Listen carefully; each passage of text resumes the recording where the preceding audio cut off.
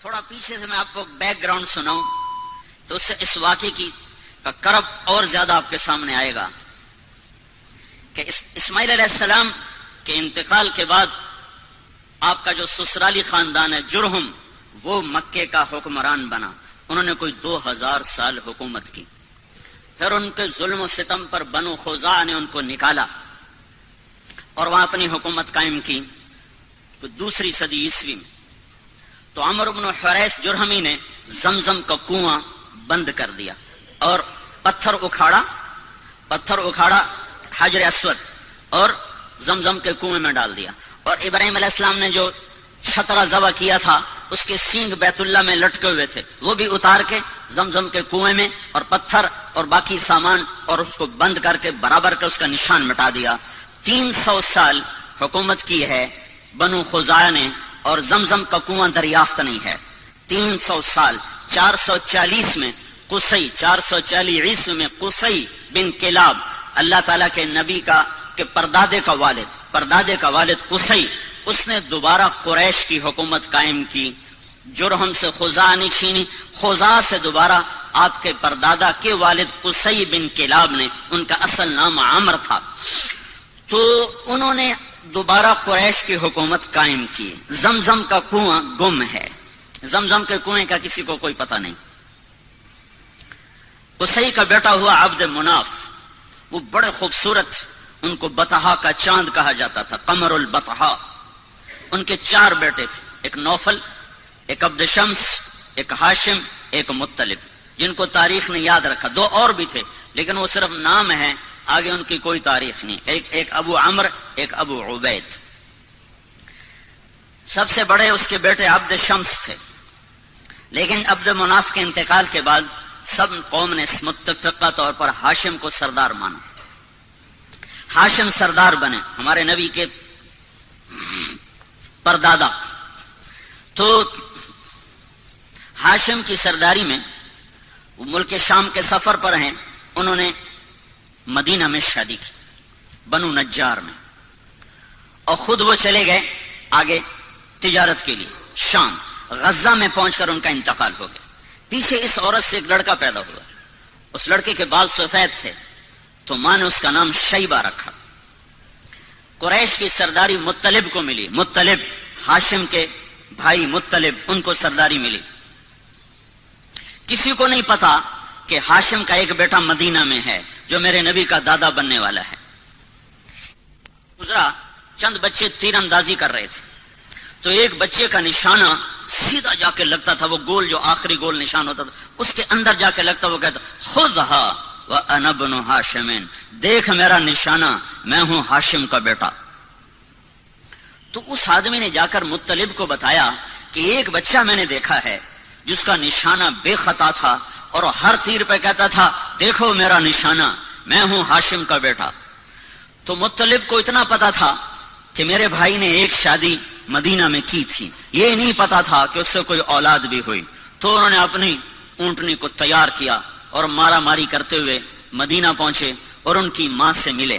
بچے کو دیکھا تو ہاشم کے سارے آثار تھے، پتا کیا ہاں ہاشم کا بیٹا ہے. تو کہا ہمیں دے دو. ماں نے کہا میری آنکھوں کا نور، میرا آخری سہارا، تمہیں دے کے میں زندگی کیسے گزاروں؟ کہا اسے دے دو، اسے میں قریش کا سردار بناؤں گا، یہ بڑی شان والا ہوگا، تیرا ہی نام زندہ ہوگا. تو سرداری پر ماں نے بچے کے حوالے کر دی. اب یہ بچے کو لے کر مکہ میں داخل ہو رہے ہیں. بچے کے کپڑے میلے ہو چکے ہیں تو لوگ کہتے ہیں عبد المطلب، مطلب تیرا غلام ہے، نام اس بچے کا شیبہ ہے اور آگے چل کے اسی نام سے یہ مشہور ہونے والا ہے. لوگوں کی زبان سے نکلا عبد المطلب، مطلب تیرا غلام ہے. تو آگے انہوں نے کہا ہاں ہاں ہاں ہاں، بس اتنا کہتے گئے ہاں ہاں. یہ نہیں بتایا کہ میرا بھتیجا ہے، اور ان کی بات کا انکار بھی نہیں کیا. پھر ان کو گھر لے گئے، ان کو نہلا کر دھلا کر اچھے کپڑے پہنا کر پھر دارالندوہ میں لائے، جہاں یہ شرط تھی کہ اس میٹنگ میں صرف 40 سال کی عمر کو ٹچ کرنے والا اس میں داخل ہو سکتا تھا، اس سے نیچے والا اس مجلس میں بیٹھ نہیں سکتا تھا. تو اپنے بھتیجے کو لائے، کہا ابن ہاشم، یہ ہے ہاشم کا بیٹا. لیکن تاریخ نے ان کو عبد المطلب سے محفوظ کر لیا اور ان کا اپنا نام مٹ گیا اور وہ عبد المطلب کے نام سے مشہور ہو گئے.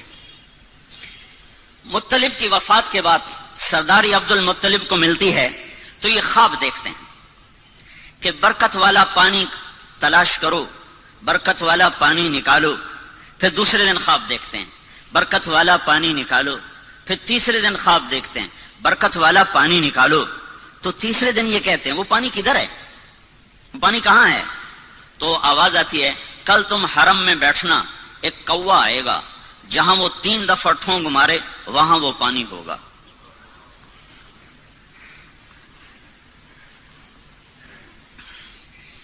تو عبد المطلب صبح جا کے حرم میں بیٹھ گئے دار الندوہ ملتزم کے ساتھ.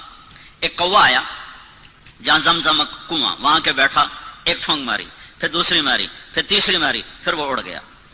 تو عبد المطلب کا ایک بیٹا ہے اس وقت حارث، انہوں نے قریش کو جمع کیا، کہا یہاں وہ مبارک پانی ہے، میری مدد کرو ہم نکالیں. اور کہا کوئی نہیں ایسے ہی سر پھوڑنا، پتھروں سے لڑنا کوئی آسان کام ہے؟ کچھ نہیں ہے. اس نے سب کی منتیں کی، کوئی نہیں مانا. تو دونوں باپ بیٹا مل کر کھودنے لگے. کھودنے میں آئی دقت، تو عبد المطلب کہنے لگے وہ بھی کوئی آدمی ہے جس کی اولاد نہ ہو. اس کو فخر سمجھا جاتا تھا، اولاد کی کثرت کو فخر سمجھا جاتا تھا. اور یہ آج بھی فخر ہے. یہ مغرب کی اندھی تہذیب نے کم بچے خوشحال گھرانہ، یہ بڑا عذاب ہے، بڑا عذاب ہے، بڑا عذاب ہے. جاؤ دیکھو، وہ دیکھ رہے ہیں ان کی نسل ختم ہو رہی ہے اور مائنس میں جا رہی ہے، مائنس میں جا رہی ہے. اللہ کی تقدیر سے لڑنا اپنا ماتھا پھوڑنے والی بات ہے. تو وہ کہنے لگے آج قریش میرا ساتھ نہیں دے رہے، اگر اللہ نے مجھے 10 بیٹے دیے اور 10 کے 10 جوان ہو گئے تو میں ایک کو اللہ کے نام پہ ذبح کر دوں گا. یہ منت مانی اس تنگی کو دیکھ کر کہ کوئی ساتھ دینے والا نہیں ہے. تو کرتے کرتے کرتے وہ کنویں کے آثار ظاہر ہو گئے اور اس میں سے سامان نکلنا شروع ہو گیا، اور وہ حجر اسود نکل آیا اور وہ سینگ نکل آئے. تو سارے قریش آ گئے، عبد المطلب ہمیں کنویں میں حصے دار بناؤ. کہ سب دفع ہو جاؤ، کسی کا کوئی حصہ نہیں، اب یہ صرف میرا ہے اور میری اولاد کا ہے. تو باپ بیٹا نے مل کر زمزم کا کنواں جاری کیا، جس کو بند ہوئے کوئی 300 سال سے زیادہ گزر چکا تھا. دوسری صدی عیسوی میں بند ہوا ہے، اور جا کر 5ویں صدی عیسوی میں جا کر وہ زندہ ہوا ہے. تو بیچ میں کوئی 300-350 سال یہ کنواں بند رہا. تو عبد المطلب کو اپنی منت یاد تھی، اللہ نے اسے حارث دیا، زرار دیا، عباس دیا، قسم دیا، زبیر دیا، مقوم دیا، عبد العزہ دیا، عبد الدار دیا اور عبداللہ دیا، اور 10 پورے ہو گئے. 10 پورے ہو گئے تو سارے جوان ہو گئے. تو اس نے سارے بچوں کو اکٹھا کیا حرم میں، کہا بیٹھو میں نے منت مانی تھی کہ اگر اللہ نے مجھے 10 بیٹے دیے اور 10 جوان ہو گئے تو میں ایک کو اللہ کے نام پہ قربان کروں گا. تم تیار ہو؟ تو 10 نے کہا ہم تیار ہیں. پھیر دے چھری، پھیر دے. ہے ہماری اولاد ہماری جائز بات ماننے کو تیار نہیں ہے، اور اس کی اتنی بڑی بات، ہاں تیار ہیں کرو. تو قرآن اندازی کے لیے حبل کا بت تھا، اس پہ تیر لٹکے ہوتے تھے، اس میں ترکش میں، تو اس پر وہ فال نکالتے تھے. تو اس نے 10 بیٹوں کے نام لکھوائے تیروں پر، اور پھر اس کو گھمایا، پھر وہ یوں حرکت دیتے تھے تو اس میں سے ایک تیر باہر نکلتا تھا. تو جو تیر جو نکلا تو اس پہ عبداللہ کا نام تھا. عبداللہ، محمد بن عبداللہ، عبداللہ. اور عبداللہ عبد المطلب کے سب سے محبوب بیٹے تھے، سب سے چہیتے بیٹے تھے، اور سارے مکہ کی وادی میں سب سے حسین نوجوان تھے. ہر عورت تمنا کرتی تھی کہ میرا اس سے نکاح ہو جائے. تو عبداللہ کا نام نکلا. انہوں نے کہا یا ابت فعل، ابا کر، میں تیار ہوں، میری طرف سے کوئی اعتراض نہیں. تو نے اس کا ہاتھ پکڑا اور شورا ہاتھ میں، تو سارے مکے میں کوہرام مچ گیا. اور بہنوں نے آ کر 5 بیٹیاں تھیں، عروہ اور عاتقہ اور صفیہ اور عمیمہ، انہوں نے آ کے شور مچا دیا کہ ہمارے سامنے ہمارا بھائی ذبح ہو، ہم یہ برداشت نہیں کر سکتے. قریش اکٹھے ہو گئے، یہ تم نے سنت جاری کر دی تو پیچھے کون اس کو زندہ رکھے گا، اور کیا یہ ظلم کی سنت ہے تم جاری کرنا چاہتے ہو؟ کہا یہ عرب سردار کا بول ہے، یہ پورا ہوگا.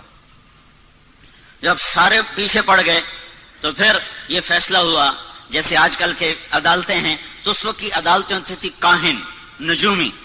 تو حجر میں ایک کاہنہ تھی قطبہ کا، اس کے پاس مجھے لے چلو، وہ جو کہے گی میں وہ کروں گا۔ تو یہ سارا قبیلہ قریش حجر پہنچا، وہاں کاہنہ کے پاس پہنچا، تو اس نے پوچھا کہ تمہارے ہاں قتل کی قیمت کیا ہے؟ اگر کوئی بدلہ نہ لینا چاہے اور قیمت لے تو کتنی؟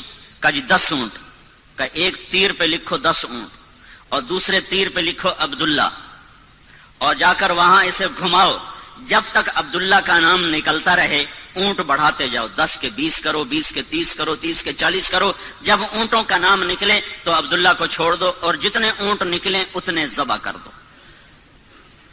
یہ فیصلہ سن کر یہ سارا قافلہ واپس لوٹا ہے، اور وہ حبل کے سامنے وہ تیروں کے اوپر ایک پہ لکھا گیا عبداللہ، ایک پہ لکھا گیا 10 اونٹ، جب گھمایا تیر باہر نکلا عبداللہ تو 20 ہو گئے، پھر گھمایا پھر نکلا عبداللہ تو 30 ہو گئے، پھر گھمایا پھر نکلا عبداللہ تو 40 ہو گئے، پھر گھمایا عبداللہ 50 ہو گئے، پھر نکالا عبداللہ تو 60 ہو گئے، پھر نکالا عبداللہ 70 ہو گئے، پھر نکالا عبداللہ 80 ہو گئے، پھر نکالا عبداللہ 90 ہو گئے، پھر نکالا عبداللہ 100 ہو گئے، پھر نکالا تو اونٹ نکلے 100 اونٹ۔ تو سارے قریش نے کہا الحمدللہ، بات ٹھیک ہے 100 اونٹ۔ عبد المطلب نے کہا نہیں نہیں نہیں، ایک دفعہ اور کرو۔ دوبارہ کیا تو پھر 100 اونٹ، پھر انہوں نے کہا نہیں نہیں ایک دفعہ اور کرو، پھر 12 کیا تو 100 اونٹ۔ تو اس پر عبد المطلب نے 100 اونٹ ذبح کیے، اور یہ عبداللہ سارے عرب کی مشہور شخصیت بن گئی، اور ان سے شادی کی تمنا ہر خاندان میں پیدا ہوگی۔ یہ جنگل میں تھے کام کو گئے ہوئے، ان کو یہود نے پہچانا کہ یہ وہ آخری نبی کا باپ ہے، تو اس کو قتل کرنے کے لیے تلواریں نکالی، تو اچانک کچھ نورانی مخلوق ظاہر ہوئی اور انہوں نے یہود کو دھکے مار ان کی آنکھیں نکل گئیں اور وہ اندھے ہو کے ادھر گرے ادھر گرے۔ یہ منظر حضرت آمنہ کے والد وہب دیکھ رہے تھے، جنگل میں وہ لکڑیاں کاٹ رہے تھے، انہوں نے یہ منظر اپنی آنکھوں سے دیکھا۔ جب وہ واپس پہنچے تو انہوں نے اپنی بیوی سے ذکر کیا، انہوں نے فوراً عبد المطلب کو اپنی بیٹی کا پیغام بھیج دیا کہ اگر آپ چاہیں تو ہم اپنی بیٹی آمنہ آپ کے بیٹے کے نکاح میں دے سکتے ہیں۔ تو یہ بہت بڑی شادی ہوئی، اور مکے کی یادگار شادی تھی کہ ذبیح، اللہ کے نبی کہا کرتے تھے انا ابن الذبیحین، میں 2 ذبیح کا بیٹا ہوں، ایک میرا دادا اسماعیل وہ بھی ذبح ہوتے ہوتے بچا، ایک میرا باپ عبداللہ وہ بھی ذبح ہوتے ہوتے بچا، دونوں کو اللہ نے بچایا۔ تو یہ شادی ایک عظیم اور فقید المثال قسم کی شادی ہوئی کہ ایک عبداللہ کا چرچا، ایک عبد المطلب کی سرداری اور شہرت، اور ایک سارے خاندانوں کی تمنا اس سے شادی کرنے کی، اپنی بیٹیاں دینے کی۔ تو یہ ایک یادگار شادی تھی، اور عرب کا دستور تھا کہ شادی کے بعد لڑکا 3 دن سسرال میں رہتا تھا، پھر اپنی بیوی کو لے کر گھر آتا۔ ان 3 دن میں اللہ کے نبی کا حمل ٹھہر گیا، اور آ کر اپنی بیوی کے ساتھ کتنے دن رہے؟ 2 مہینے، صرف 2 مہینے، اور تجارتی قافلے کے ساتھ ملک شام کا سفر کیا ہے۔ واپس مدینہ پہنچے ہیں تو ان کے پردادا ہاشم کی بیوی وہیں کی ہیں، وہاں خاندان ہے، تو وہاں یہ بیمار ہوئے، تو سارا قافلہ کچھ دن منتظر رہا، پھر انہوں نے کہا جب تو ٹھیک ہو جائے تو آ جانا، ہم چلتے ہیں۔ قافلہ چلا، عبداللہ کا انتقال ہوا 25 سال کی عمر، حضرت عبداللہ دنیا سے گئے ہیں 25 سال کی عمر، اور نابغت الجعدی کے مکان میں ان کی تدفین ہوئی۔ جب یہ قافلہ پہنچا، عبد المطلب کا دل عبداللہ میں اٹکا ہوا تھا، جب قافلہ دیکھا بیٹا نہیں دیکھا، کہا میرا بیٹا کہاں ہے؟ کہا وہ بیمار تھا۔ تو عبد المطلب نے اپنے بڑے بیٹے حارث کو بھیجا کہ جاؤ پتہ کرو عبداللہ کا کیا حال ہے۔ جب پہنچے تو آگے تربت تھی، عبداللہ نہیں تھا۔ انہوں نے کہا یہ عبداللہ ہے، مٹی تھی، خاک تھی۔ تو عبد المطلب نے آ کر بتایا، حارث نے آ کر بتایا کہ ابا عبداللہ کو اللہ نے اٹھا لیا ہے۔ اس پر حضرت آمنہ نے ایک مرثیہ کہا ہے، ان کی وفات پر کلیجہ نکال کے باہر پھینک دیا ہے۔ صرف 2 مہینے کی رفاقت ہے، اور پھر بے وگی ہے۔ ماں کے پیٹ میں 2 ماں کے ہیں، عبداللہ دنیا سے اٹھ گئے ہیں، اب عبد المطلب کی تمنا ہے کہ بیٹا پیدا ہوتا کہ میرے بچے کا نام رہ جائے، جو کہ نام باپ سے ہوتا ہے. تو سارا قریش منتیں مان رہا ہے، سارا عبد المطلب کا خاندان منتیں مان رہا ہے کہ بیٹا پیدا ہو، بیٹا پیدا. تو اللہ نے جب بچہ دیا 12 ربیع الاول 22 اپریل 571 عیسوی 1 جیٹھ 628 بکرمی صبح کے 4:20 پر آفتاب نبوت طلوع ہوا ہے. تو ابو لہب کو جا کر ان کی باندی نے بشارت دی کہ آپ کو مبارک ہو، آپ کے بھائی کا نام زندہ ہوگا، ثویبہ. تو ابو لہب نے اس خوشی میں اپنی باندی کو آزاد کر دیا. ایک دن ابو لہب کو کسی نے خواب میں دیکھا، پوچھا تیرے ساتھ کیا ہو رہا ہے؟ کہ جہنم کی آگ ہے، ہر پیر کو ایک نوخن کے برابر پانی کا قطرہ پینے کو دیا جاتا ہے. ثویبہ کو آزاد کرنے میں جو میں نے عبداللہ کے محمد کے پیدا ہونے پہ جو خوشی منائی تھی، اس کے سلے میں ایک قطرہ پانی ہر پیر کو پلایا جاتا ہوں. تو کتنے ارمانوں سے یہ گھر بنا اور کتنی جلدی ٹوٹا ہے، کتنی جلدی ٹوٹا ہے. 2 مہینے بھی آباد نہیں رہا، ٹوٹا ہے. اب بچہ پیدا ہوا ہے تو اس کو باپ کا نہیں پتا ہے. کیا وہ نہیں پوچھتے ہوں گے میرا باپ کون ہے؟ اور 4 سال رہے حوازن میں، بنو سعد میں، پھر ماں کے پاس آئے. 6 برس کے ہوئے تو ایک عرصہ گزر گیا تھا. تو حضرت آمنہ نے عبد المطلب سے اجازت چاہی کہ میں اپنے خامند کی قبر کی زیارت کرنا چاہتی اور اپنے سسرال ننہال سے ملنا چاہتی. تو عبد المطلب نے اجازت دے دی. 2 اونٹوں پہ یہ قافلہ چلا ہے، ایک اللہ کا رسول ہے، ایک ام ایمن آپ کے والد کی خادمہ ام ایمن، نام ان کا برکت تھا، مشہور ام ایمن تھی، ایمن کی والدہ، حبشی عورت تھی یہ، اور ایک حضرت آمنہ. یہ 3 افراد کا قافلہ مدینے پہنچا ہے اور نابغہ کے گھر میں اترا ہے. تو آپ تصور کرو جب پہلی دفعہ اللہ کے نبی باپ کی قبر پر گئے ہوں گے، کیا تصور، کیا تاثر ہوگا اس وقت اللہ کے نبی کا. اور آمنہ کا کیا حال ہوا ہوگا. آمنہ 25 سال کی ہو چکی اب، اور ماں اور بیٹا اور آگے تربت ہے، قبر ہے. کیا باتیں ہوئیں، کیا گلے ہوئے، کیا شکوے ہوئے، ان کو تاریخ نے محفوظ نہیں کیا ہے، نہ کسی مورخ کے قلم نے ان کو پکڑا ہے. ہم تصور اور تخیل میں دیکھ سکتے ہیں کہ ایک جوان بیوہ معصوم بچے کو لے کر پہلی دفعہ جب خامند کی قبر پر گئی ہوگی تو اس کی زبان سے کیا کیا مرثی اور کیا کیا نوحے نکلے ہوں گے، اور اس کے دل نے کیا انگنت کہانیاں اپنے اندر ہی اندر دہرائی ہوں گی اور سنائی ہوں گی. 1 مہینہ وہاں قیام کیا ہے. 1 مہینہ کے بعد یہ قافلہ واپس مدینے کو چلا ہے اور ابوا کے قریب پہنچ کر اچانک جیسے حسیب کی ماں کو اچانک موت نے پکڑا، حضرت آمنہ کو موت نے اچانک پکڑا ہے. کوئی بیمار نہیں ہے، کچھ نہیں ہے. بیمار ہوتی تو سفر کرتی. اس وقت کا سفر کوئی موٹر پہ تھا، اونٹنی کا سفر تھا. اچانک موت نے پکڑا ہے. اور میں نے سن 2000 میں جا کے قبر کی زیارت کی تھی. ابوا کے جنگل میں وہ قبر ہے. ایک رہبر ویسے کو نہیں جا سکتا، قدرت مہربان ہوئی، ایک رہبر مل گیا. اس کی وساطت سے ہم اندر گئے. ابوا کی بستی سے کچھ 4-5 کلومیٹر ایک سڑک نیچے پہاڑوں میں جاتی ہے.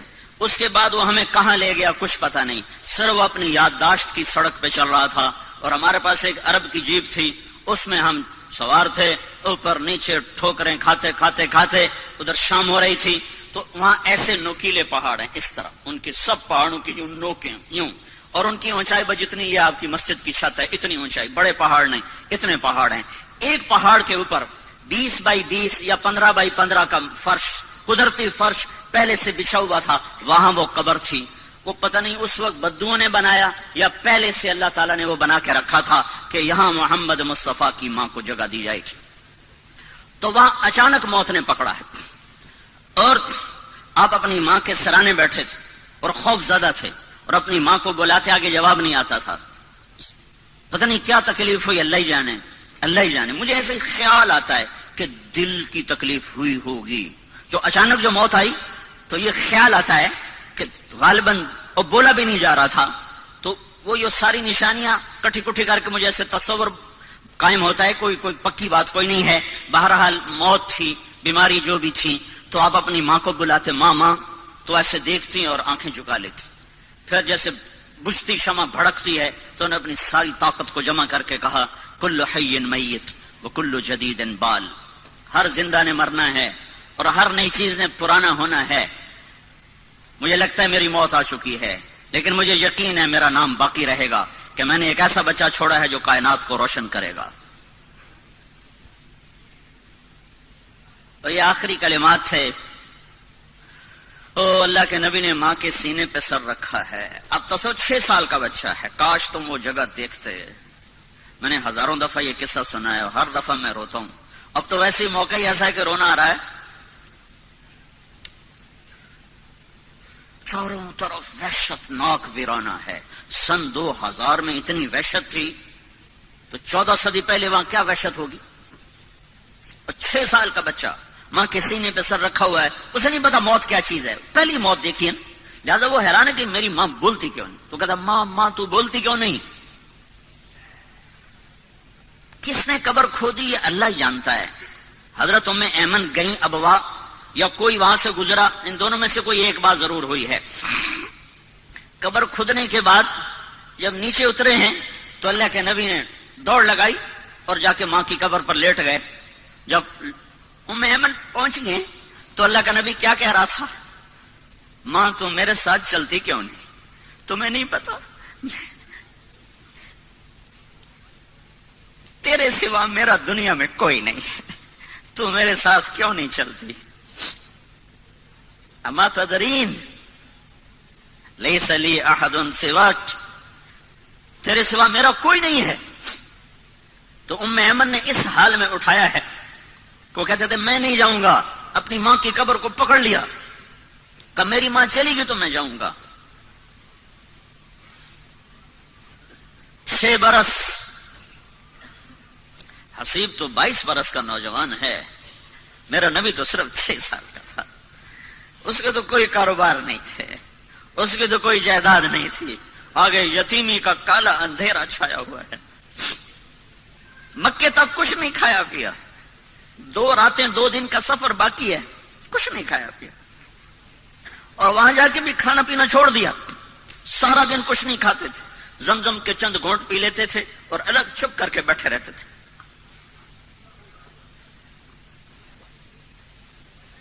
چھ سال کے بچے کو نہ ماں ملے نہ باپ ملے، اس کی کیا زندگی ہوگی. ہو کون والضحى واللیل اذا سجا.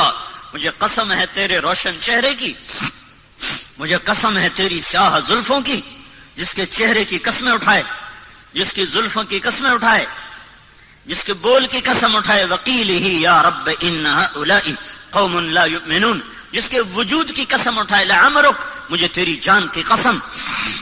جس کے شہر کی قسمیں اٹھائے، جس کو حبیب اللہ کا ٹائٹل دے، رحمت للعالمین کا خطاب دے، شاہد اور مبشر اور نذیر اور داعی اللہ اور سراج منیر اور مزمل اور مدثر اور طٰہٰ اور یاسین اور محمد اور احمد اور ماہی اور حاشر اور عاقب اور فاتح اور خاتم، ابو القاسم اور طٰہٰ اور یاسین. اتنے خوبصورت نام جس کو دے رہا ہو، اس کے لیے تو سونے کے گھر ہوتے اور براق کی سواریاں ہوتی، ماں باپ سر پہ سایہ کیے ہوئے ہوتے. 6 سال کی عمر میں اٹھایا ہے.